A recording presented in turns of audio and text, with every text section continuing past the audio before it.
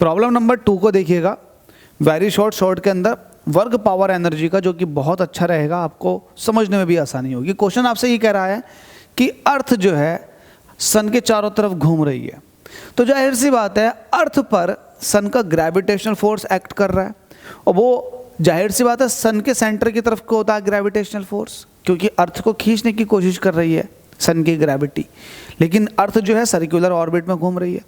तो सवाल ये है कि जो सन का ग्रेविटेशनल फोर्स है, क्या वो अर्थ पर कुछ वर्कडन करवाएगा उसको घुमाने में? तो सवाल का जवाब है सिंपल सा नो। क्यों?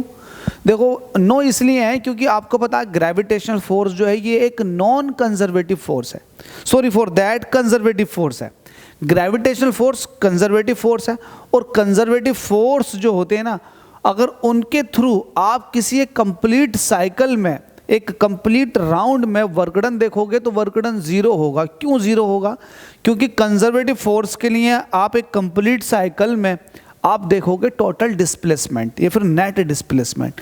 तो ऑब्जेक्ट जहां से गया है वहीं घूमकर आ गया इस कंजर्वेटिव फोर्स के थ्रू। अब आप ये देखेंगे कि डिस्प्लेसमेंट कितना हुआ, तो जहां से गया है वहीं आकर रुक गया, तो डिस्प्लेसमेंट जीरो हुआ। तो जब डिस्प्लेसमेंट जीरो हुआ तो इस ग्रेविटेशनल फोर्स ने कोई वर्क नहीं करवाया, क्योंकि डिस्प्लेसमेंट जीरो है। वो आपको पता है वर्कडन इज इक्वल टू होता फोर्स इनटू डिस्प्लेसमेंट। अगर डिस्प्लेसमेंट जीरो हुआ तो वर्कडन जीरो निकल कर आ जाएगा। तो ध्यान रखना, कंजर्वेटिव फोर्स जो होते हैं ना, एक कंप्लीट साइकिल में कोई वर्कडन नहीं करवाते हैं। इतनी बात क्लियर हो जानी चाहिए। बाकी आप इसको देखते रहो और अपने हिसाब से अपने शब्दों में इस चीज़ को लिख दें। Thank you.